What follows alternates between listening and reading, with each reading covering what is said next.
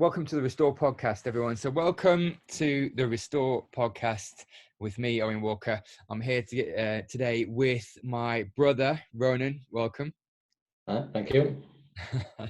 So the advantage of having your own podcast is you can kind of do what you want. So I've decided that it'd be great to get my brother on and just get a little bit of background on him. As what we want to do really is just get a whole cross-section of society, really. So we have the mandate of the podcast, as I'm sure my brother noticed, is restorative conversations with real people. So what I wanted to do today is just have a real restorative, refreshing conversation with my brother about his background, about his perspectives, some of the challenges and some of the wins he's seen in his day-to-day life. So Ronan, could you just give just a little bit of background on you, bro, and where you've come from, what you're doing now? Yeah. So this year I will be 38 years old, and I am currently a Church of England chaplain in the prison system. And I've been doing this work now. The role I'm in at the moment I've been doing for 3 years, but I've been doing work within the prison system in a Christian sense for the last 11 years. I am a very passionate Christian, and I'm very grateful that my job is aligned with what my passion in life is. So I'm very blessed to be doing that. So yeah, for the last 11 years, I've been, initially I was operating as what you'd maybe call a prison evangelist, where my role was going into the prison to just share Jesus with the men in practical ways out on the wing, and to do Bible studies with the men. And one of the refreshing things from my point of view is that when you are working with men in prison, you get to see the whole cross spectrum of humanity. My job, I keep saying to people, it's depending on what day it is. Every day is different in the prison. You never know quite what day you're going to get. So it's exciting, it's very, very challenging, but it can be the best job in the world or the worst job in the world, because you're dealing with people who are in very difficult situations. And I get to see some of the most beautiful human beings ever. When it's so refreshing when I come across people who take responsibility for where they've come from and what they've done, when they want to become better men, when they want to make a positive change. It's the most beautiful thing. When they want to engage, from my point of view, when they want to engage with Jesus and to see him transform their life, it's the most profound thing. And I think obviously knowing what you do, Owen, which is just beautiful, the job you do, and reflecting on the privilege that I have of working with men in prison, I often think that in life, one of the most rewarding things is when you not only get to work doing what your passion is, but also to be part of helping people. Yeah. When you feel like you've made a difference in somebody's life, and for me, more powerfully, when I see God making a difference in people's life, I can't ask for anything more. On the flip side of that coin, you also do come up across a lot of people that are in prison for good reason, and people that don't want to change. And you can walk onto a wing and people can be having a bad day, and it's just your turn. So you see the cross section. You also it's heartbreaking when you hear stories of what people have gone through coming to this point. I always tell people that what we've got to do is we can't always use things as an excuse. We take responsibility for the poor decisions we make, but also we reflect back on the cards that people have been dealt that they had no control over up until that point. And sometimes it's heartbreaking to hear the things that have happened to people growing up, and it makes you realize how privileged we were to grow up in a loving family where our parents were together, and to still have that loving support of family that not everybody has. So it makes me very grateful for I guess what I have in life. Yeah, Ronan, absolutely. So from your perspective, do you think prison makes people, do you feel like prison can make things worse for people? Because we talk about the power of community for positive and negative, and the closest 5 people around you can influence you. Do you think there's I know you've seen this, and I'm going to tap into a few stories in a second from some absolute massive turnarounds and people that have done a complete 180. Do you think in general you see prison having more of a negative experience? We're talking aggregation of numbers here, or a more positive experience on people? Does incarceration have a positive or negative effect, do you think, from your perspective? In and of itself, it doesn't solve anything. I mean, I am absolutely, I am passionate about Jesus. I am passionate about the fact that he changes lives. So from my point of view, I can see that in jail, the incarceration, even the thing packages are offered men, the educational packages and stuff like that, it will not change their hearts. That only an authentic touch from God can touch their hearts. And also that combined with their desire to repent. And when I use the word repent, I mean that desire to take responsibility for your decisions and that desire and responsibility to become a better man. Yeah. Obviously, I'm talking about the male estate here. It's brilliant. I often quote to the guys, there's a story I once heard about a chaplain who was an army chaplain in the Vietnam War. And so that's my son knocking on the door. And as the men were going out onto an excursion, sorry, he said to the men, this war is a furnace and it will melt you, but you can choose what mold you get melted into. And that has always been a very profound statement that I often repeat that to the men, that prison and even life, it's a furnace. Nobody gets a choice in life, whether in prison or out. No one gets a choice whether we get melted or not. Everybody at some point in life will experience some sort of disappointment, loss, bereavement, pain, you name it. We get melted by life, but we can choose what mold we get melted into. And I tell men that in jail, that men can go into jail and they can come out being better criminals. They can come out even more angry, more bitter, more twisted men. Or they can make a decision in jail to partner with what God's doing in their life, to take up the offer of spending time with people like myself and other chaplains, and to choose to come out of prison being molded more into the likeness of Christ and more molded into the shape of the men that they were called to be, rather than the men that they came in. And my passion is that men will come out of jail, back to their communities, and people go, who is this man? You're not the same guy that went into jail. And that they go out of there sharing the power of God that has touched their lives with their families, with their communities. And for the experience to be something that shapes them for the better. But my mate always says, show me your friends and I'll show you your future. Yeah. So I keep saying to the men that you've got to be so ruthless about the people that you choose to make your community. And I always tell the men there are the three most important decisions you will ever make in life. Is number one, choosing to follow Jesus. There is nothing more important in life than being in a right relationship with God. Number two, choosing who you marry.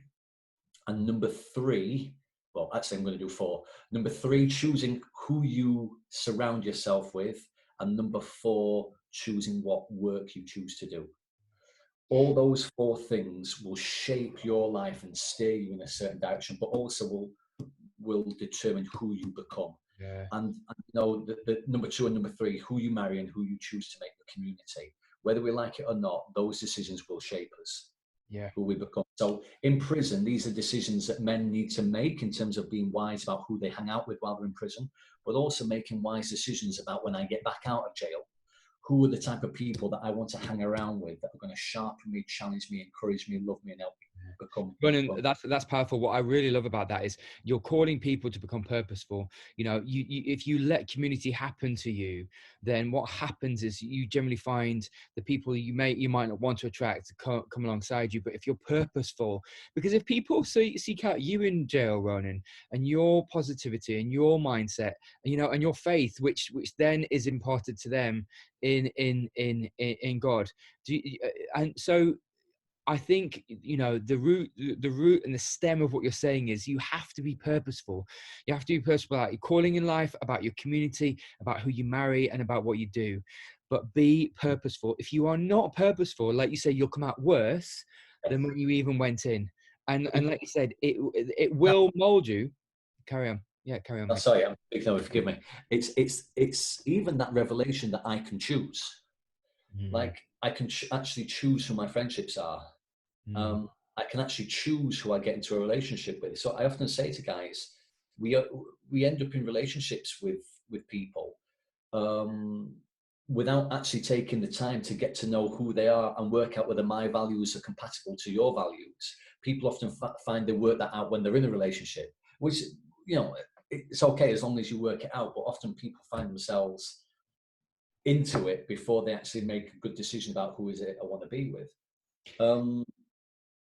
Yeah, but you're absolutely right, Owen. Being purposeful and making good decisions and good choices are so important in this. And a really interesting aspect of prison as well is in prison, you are stripped. You're stripped of your mobile phone. You're stripped of, well, you should be at least.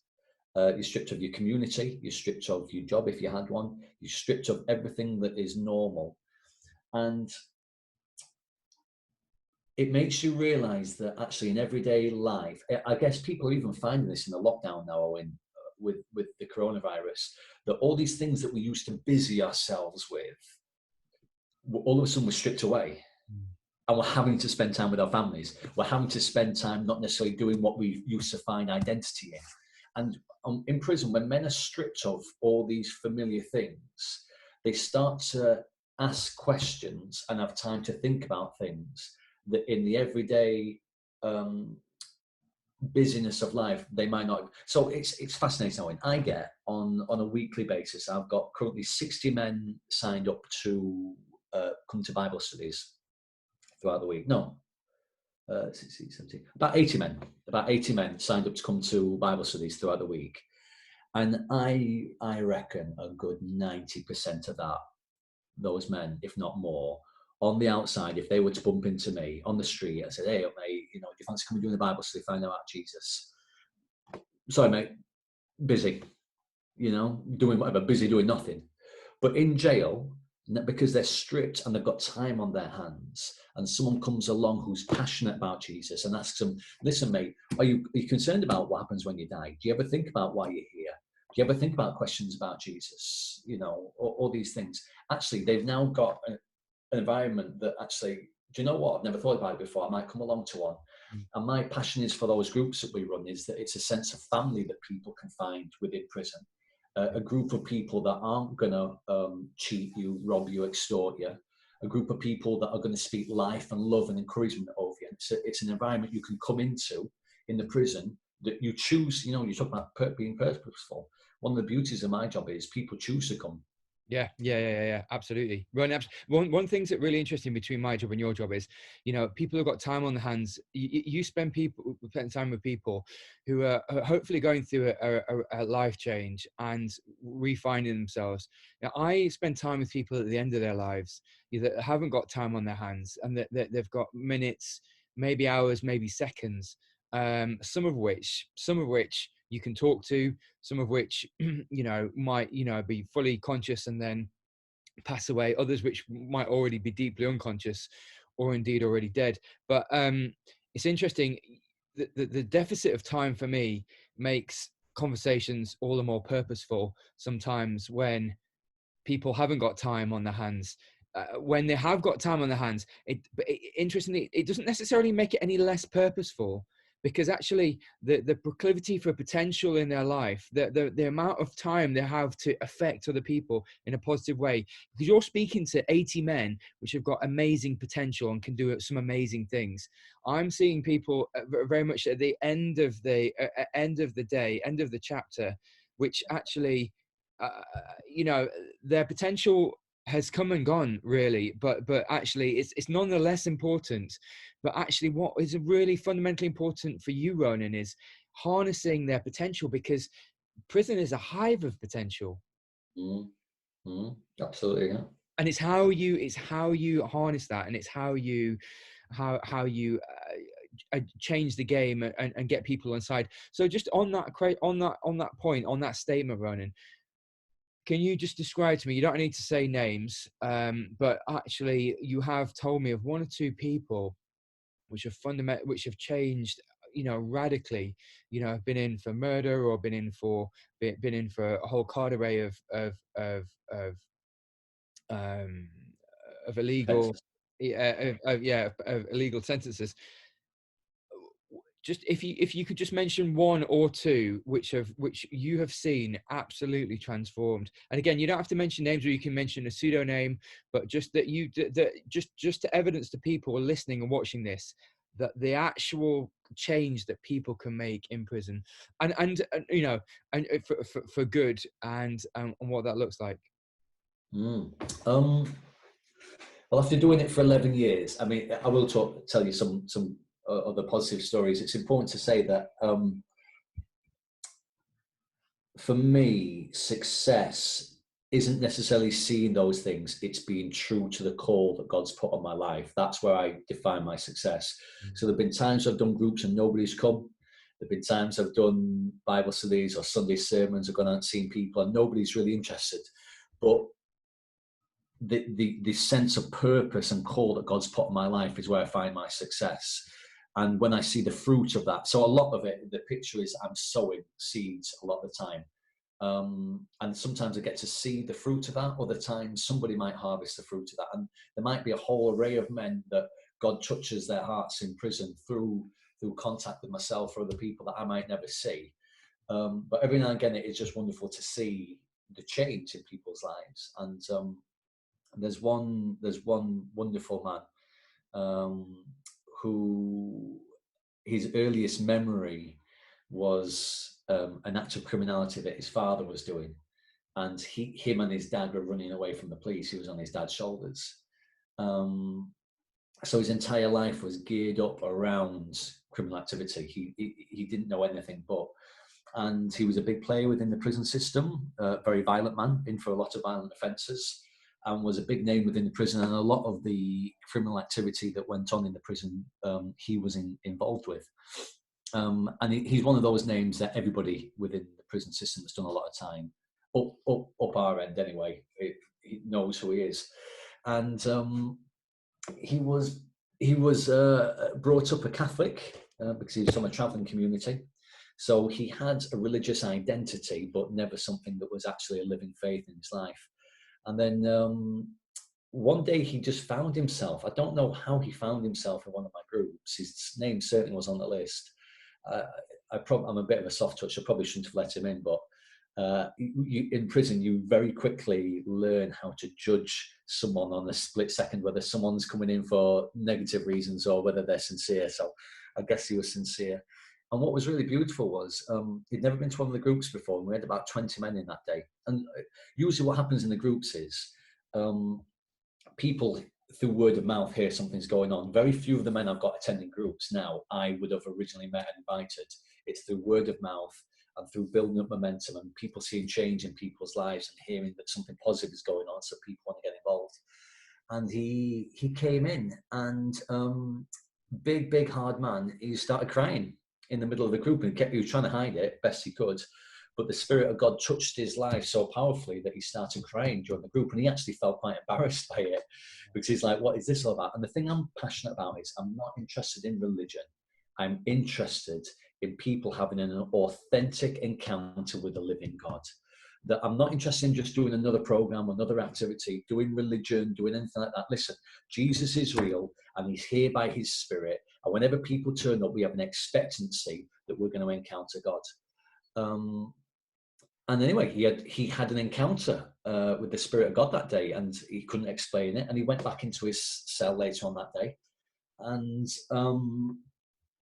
he just dropped to his knees, and he just prayed probably the first prayer from his heart he'd ever prayed, because he'd obviously learned some set prayers growing up. And in his cell, the Spirit of God touched his life powerfully, and he knew that he'd had an encounter with God. And what I love about him is, and I use him as a reference point to a lot of the men that come, that I'm not looking for men that all of a sudden, overnight, boom, perfect. I'm looking for men that are repentant, men that want to be better men, men that want to take responsibility, men that when they get it wrong, they quickly get right with God again. So he would often come into most groups, probably for the next 6, 8, 10 weeks, and he just had this fire in him now because he'd encountered Jesus and he'd encountered something real and authentic, and he wanted to run with this, but he would always come to me and go, Ronan, can I just speak to the group really quickly? I'd be like, yeah, go for it, man. And he'd go, listen, lads, I've just had a fight before I've come in here today, and I just want to say that I've let you boys down, I've let God down, and I've let myself down, and I just wanted to say sorry about that. And I repent now, and I thank you, Jesus, for forgiving me. And I want him to fill me with his spirit now, and I want to go on this even harder. And there's something so powerful about re-signing up, re-signing up, re-signing up to that call that God's got on your life. Because so often what happens is we want to make this change, and then the classic example is like New Year's resolutions, aren't they? You know, we want to make this positive change, we want to make this positive change, and then I stumble somehow, and then I never quite re-signed up and picked myself back up from it. And what was so wonderful was that he was just committed that every time he fell, to getting right with God again really quickly, and to re-signing up to this call on his life. And what was beautiful then to see the transformation over the next year, 2 years in his life was just absolutely sensational. And he is a mighty man of God now. And God has done such a work of redemption in his life, family-wise, work-wise, and now he's a passionate preacher because and he doesn't preach religion, he preaches Jesus, because he's had a real authentic encounter with Jesus. And whenever people hear him preach, he's preaching from the heart and something that's real and something that's raw. And I think that's what people want. People want to know that there's something authentic there. And I think we can very quickly tell when something's not authentic. And that's why I'm passionate that in my walks with Jesus, the stuff that we run in the prison, is that it's just an authentic experience and encounter with Jesus is what I'm always going after. I'm not going to settle for religion. I'm not going to settle for a program or just going through the motions. I'm hungry and I'm thirsty for more, and to encounter more of his love in my life, and for the men that come into my life to experience that life of God as well. Yeah, that's amazing, Ronan. That's amazing. And what really is distinct for me in that story and in that encounter, Ronan, is the fact that actually he he actually was sort of stripped of his ego, and actually in a place where, like you said before, ego is sometimes it's the monetary asset in prison. It's the ego and bravado, and almost fear is the currency in prison. So to be 180 degrees from that ego, from that fear inducing, ego and bravado is powerful. And like you said, it probably doesn't come, well, it certainly doesn't come from him. No, and what you're saying there as well, brilliant, Owen, is that the key thing about repentance is humility. Yeah. It's humility. It's humbling ourselves. It's recognizing that we need help. It's recognizing that I've got it wrong. And so often our pride and our egos can prevent us from becoming who we're called to be. Yeah. And he couldn't encounter Jesus without humbling himself. Yeah. Because if he came in there proud and arrogant, he'd have gone away with nothing. Yeah, but because he was hungry for God, because he humbled himself, because he was repentant, because he wanted to take responsibility for his bad decisions, he's walking in the freedom now that he wouldn't have done otherwise. Yeah, Ronan, that's powerful. That's powerful. So I remember you telling me actually at one time that actually in amongst the ecosystem that is the prison system, and this would probably be ubiquitous cross country really, because I go into prisons quite a lot down here in London to fetch people out that have tried to either kill themselves or have committed suicide, and a whole cadre of things really, is that the currency is fear. But the way you tackle that is that you go onto the wings, and you don't choose to engage with that fear. So the way you engage with lads with guys is that you offer them the opportunity to come to your sessions, but that you don't succumb to their tactics of fear, or indeed just trying to stare you out or trying to act. But do you find now that they are quite disarmed and quite open to you, since they realize they haven't got any leverage or purchase on you? Yeah, I mean, it's been interesting in terms of the religious landscape of the country, the nation, has changed so much over the last even 20 years, let alone last 50 years, that there would have been a time where a chaplain would have gone on a wing and people would have kind of understood who you are, and there would have been a respect or whatever. People would have grown up with that scaffolding around their life. You've now got guys growing up that have got no kind of faith scaffolding around their life and not grown up in any of that. So in many ways, so there are a lot of people don't even understand what a chaplain are. So when I go into a wing, it's funny because you realise that actually there's, within prisons, you can realise that you operate at such a high level of, as you must in your job, Owen, such a high level of raised emotional state all the time, like adrenaline the whole time. And you can go into wings and they're just huge groups of men just together. And you often find that people in groups are very different to how they are when they're on their own. But it reminds me a lot of, before I used to do this, I was teaching. And you as a teacher, there's a persona that you sometimes put on where you're doing something different on the inside than to what people are seeing on the outside. And generally, I think generally a lot of guys, what I do is I say hello to everybody I come across. I don't always wait for a response. I just nod at a lot of people. And what you find is the majority of people say hello back or be pleasant to you back. But even if I go into a wing now, people are just drawn to you because you're someone different. They'll come and chat to you. And you generally find that people at heart they're not always wanting to be unpleasant. In fact, probably the people that are wanting to be unpleasant are the people that stay away from you anyway, because they're just getting on with what they're doing. A lot of people are up for conversation. A lot of people are up for being chatted to. A lot of people who I invite to come to stuff will come, and they won't even necessarily understand what it is I'm doing, but they'll make a connection on a personal level with me. Yeah. And I think you realize the importance of your attitude and your outlook to people, that you can make such a difference in someone's life because of the words you speak over them, the way that you interact with people. People pick up on your spirit just as much as what they're picking up in terms of the words that come out of your mouth. Yeah. And when you come in an opposite spirit to be somebody that wants to uplift, to encourage, to bless people are generally very responsive to that. But yeah, there've been plenty of times I've come on the wing and there's a huge grouping of lads that look really scary, and just walk on through. Morning, lads. How are we doing? Yeah. Absolutely. See you later. Do you know what I mean? It's like you just, the moment you engage in a spirit of fear and intimidation and anxiety, that type of stuff it's corrosive. Yeah. I won't lie to you, there are times, as I say, there's stuff going on inside, mate, like the proverbial duck.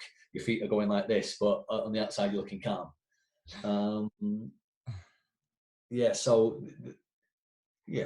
Yeah, Ronan, I totally engage with that. I totally engage with that, and very much have done as a paramedic.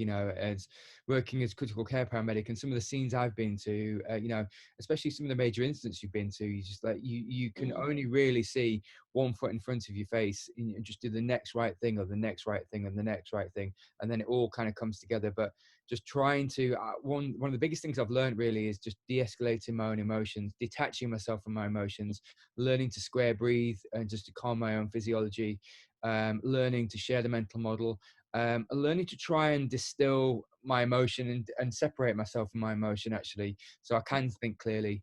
So I think that's not dissimilar actually to what you're saying there. Actually, I think it's quite similar actually.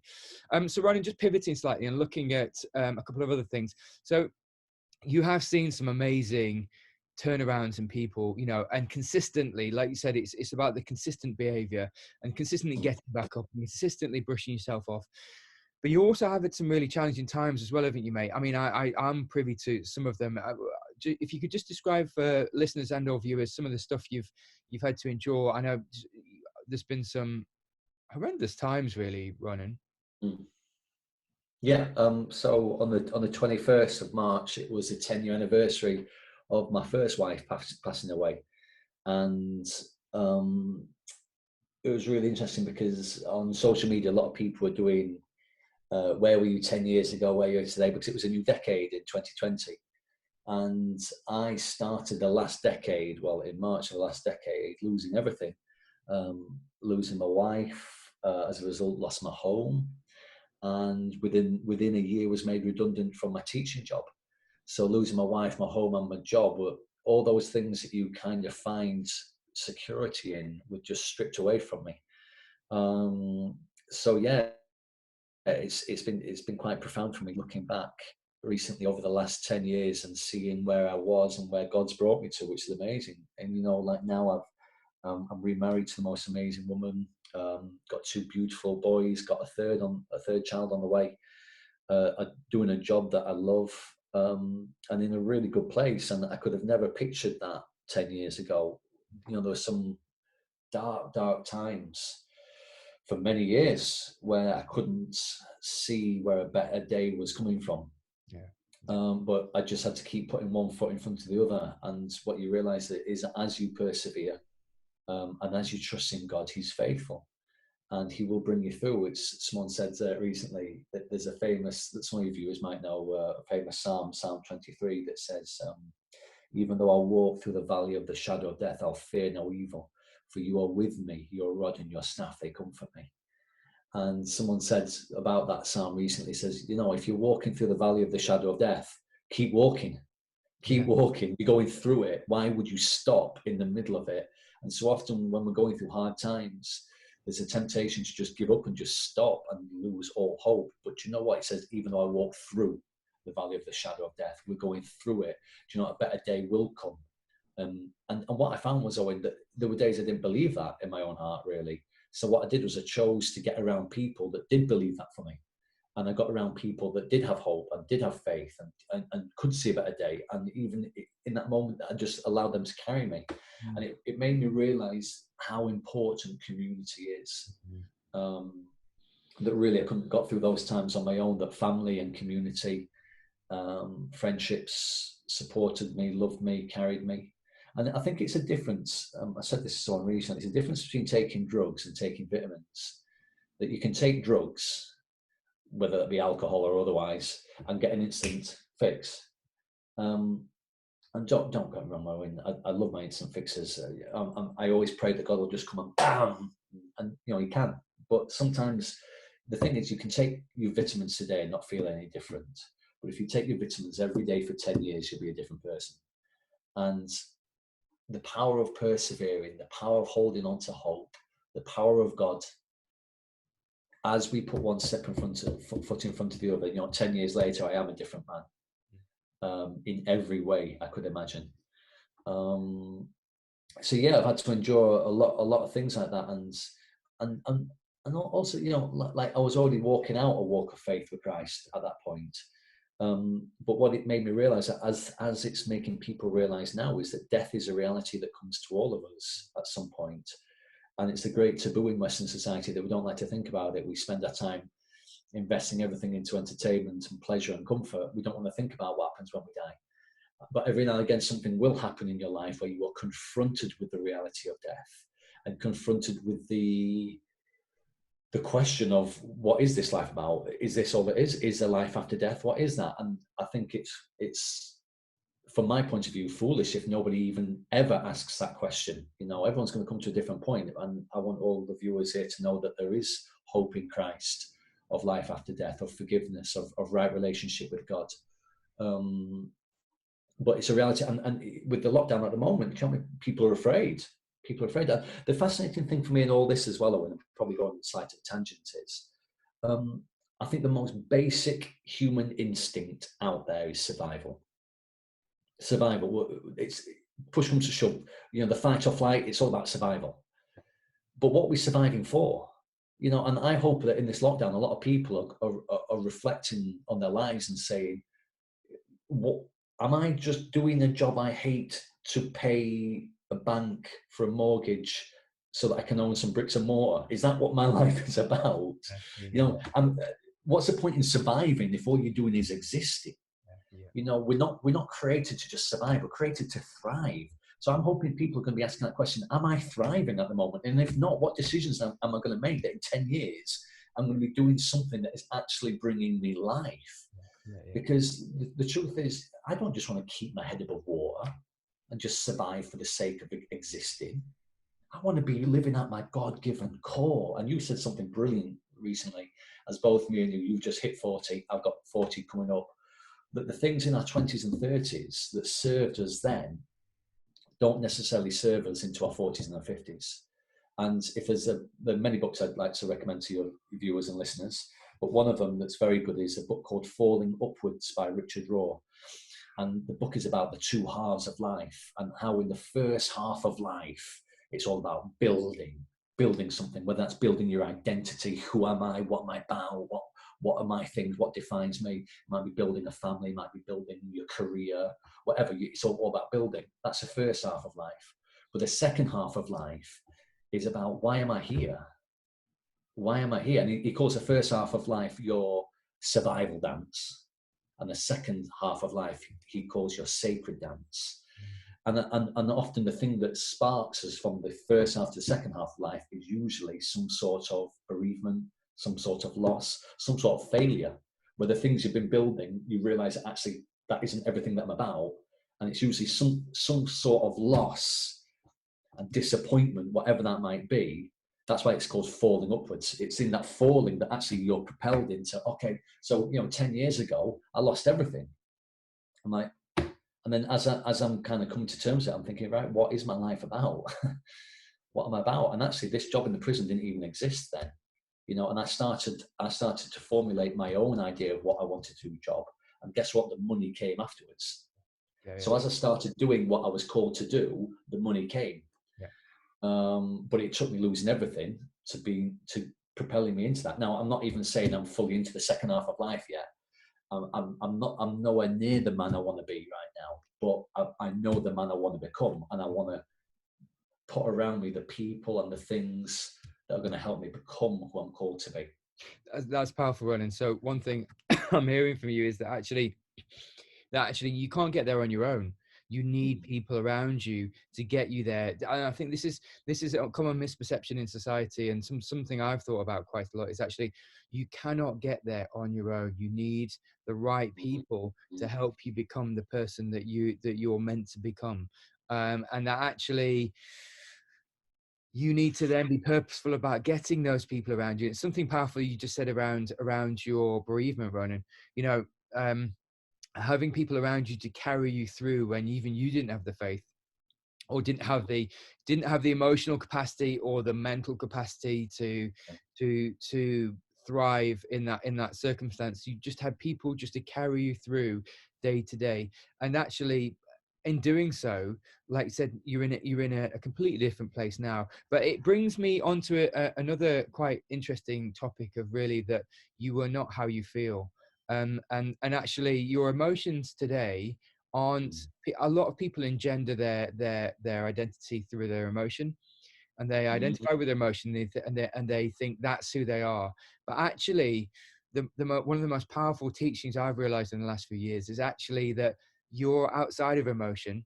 Emotions happen, they're like waves on an ocean, and the real power is to be able to transcend those waves, and recognize that actually the blue sky is there. It will continue to be there despite what the weather is, despite what's in the sky, and actually transcend the emotions to a place where you can still have a consistency of character and a consistency of purpose and a consistency of outlook. And the ones which the people which I see struggling quite a lot as a paramedic, and you probably see struggling a lot in jail, are the ones who are continually robbed by their emotions, continually shaken by their emotions, and continually hijacked by them, to the place where actually their emotions and thought life are in control of them rather than being in control of it. And even if I wake up and feel like crap in the morning time, and think things aren't going the way I want them to, even if that persists throughout the day, I don't identify or engender that into who I am as a person, because it will pass. It will pass. And actually, people who I see thrive, Ronan, you've had some tremendous, challenges, and you've had everything stripped from your life. But people who I see thrive into a place where you are now and to where you will be are those people that choose to acknowledge that today will pass and the emotion of today will pass. And as another colleague said, there's never been a double night. There's always been after the night comes the day. there's always, there's always hope for a better day. So I think there's real power in that message, actually, because especially for incarcerated males in a tight space, especially now in the current climate where they're on potentially 23-hour a day lockdown, Yeah. this will pass for people, but it's who you choose to become as a consequence of this experience, purposefully. And I actually find there's a lot of power in that. But just running, just doing a little bit of a pivot again into some of the challenging moments you've had in jail, just for listeners. Just describe some of the challenging, because I know you yourself haven't been physically assaulted, but I know you've had things thrown at you. You've been privy to physical abuse from other people. It's not necessarily an easy ecosystem to survive in, is it? I remember you saying something about when you, even at your Bible study, someone had assaulted someone else at the end of the class. How have you dealt with that sort of ecosystem in those terms? Good question. I think the thing is that there's no amount of training that anybody could ever do to prepare you for this type of stuff. And even though I've been doing this for 11 years, there are so many scenarios that I find myself in that I feel so under-equipped to deal with. I think one of the most powerful things I've learned in it, and I'm not saying I've got this right. So somebody was asking me the other day about where Jesus talks about if someone slaps you on one cheek, turn to him the other. And they're saying, listen, how can you even do that in jail? People think you're weak. And there are many things that come out of that teaching when Jesus is talking on the Sermon on the Mount, because another thing he says is, blessed are the meek, for they'll inherit the earth. And I was saying to the boys, so I'm going to answer your question. It's a bit of a roundabout way of answering it, but both those two things, people don't really understand what meek is. They always consider it to be weakness, but it's actually a Greek military term. So what they used to do was, like in the days of Alexander the Great, when they were trying to find a horse fit for the king, what they'd do is they'd light a fire and they'd lead horses over it. And as the flames were licking the bellies of the horses, the ones that just went crazy, they were like, right, that one can go agriculture, that can go pull carts or whatever. But the horses that stayed cool under pressure, when the flames were licking their bellies, they called those horses meek. And those horses were fit to carry a king. So meekness is a term of strength where you are able to control your own emotions and not be controlled by anything outside of you. That's what meekness is. And when Jesus is talking about when someone slaps you on one cheek, turn to the other, amongst many other things that he's talking about there, one of it is about having self-control and not allowing other people to control you. And I think not just in the prison, in life, one of the saddest things for me is when I realize that I've allowed somebody else to control me and I haven't been in control of myself. So I keep saying to lads, what you could find is we could have a wonderful time in chapel this morning, but you could go back onto the wing and someone with a bad attitude could get up in your face. And then what happens is you mirror them. You mirror that, you allow them to control you, and whatever negativity they're feeding to you, go back. So they come aggressive, you go back with aggression. And in that moment, what's happened is you've just been controlled and you've been true to them, not true to who you are. So, sorry, that's a real roundabout way of trying to answer your question. That I think that what I try to do is to not allow anybody else to control me. Yeah. But and the only way I can do that is to have the Spirit of God in my life, giving me self-control, giving me the power over my own emotions, so that even if someone comes with a negative attitude towards me today, that like there've been times where I've kind of I've allowed people to influence and affect me, and I've never felt good about it afterwards. You know, like I've never thought, oh, I'm really glad that I out-argued somebody there, or do you know what I mean? Or I know I want to be true to Jesus. I know I want to be a man of peace, a man of love, a man of hope, a man of self-control. No matter what people bring at me, that's the man I want to be. Now, I'm not saying I always attain to that, but that's who I want to become. So I think in atmospheres of aggression, intimidation, or stuff like that, listen, let them be true to who they want to be true to. I want to be true to God. Yeah, that's beautiful. And I want to be self-controlled at all times. And even if that looks weak in the eyes of the world, I want to be honored in the eyes of God. Yeah. So yeah, so I think being self-controlled of your emotions and also the behavior that comes from those emotions. Like you can feel it inside. Like no one likes it if someone's shouting at you or being aggressive towards you, and I feel it here. But do you know what? No matter what's going on inside me, I'm going to remain controlled, Yeah. and I'm going to be true to who I want to be. Yeah. And I think that's the key to it. But also, it's realizing that I just can't do that on my own.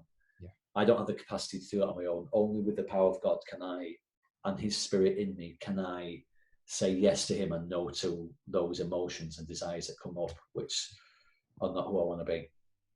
So, Ronan, that's really interesting, actually. Just so to pivot again slightly, what I know me and you have both talked about this because I do it quite a lot. Is doing things in a striving manner rather than in a manner where you embody a sense of just letting things go, almost, really. So not striving, not putting onus on you to be to bring the word, but actually in class or just to connect with men, but actually letting go. So letting God do what He'll do, or certainly in my work, not trying to strive, but still reaching for a sense of excellence, but not striving or putting onus on maybe numbers.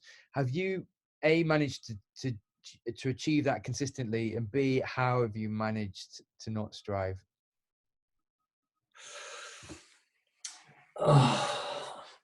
I think it's keeping your eyes on what it is you're called to do. That I do find myself striving, and I find that a lot of striving is when you are putting your sense of well-being in the hands of somebody else.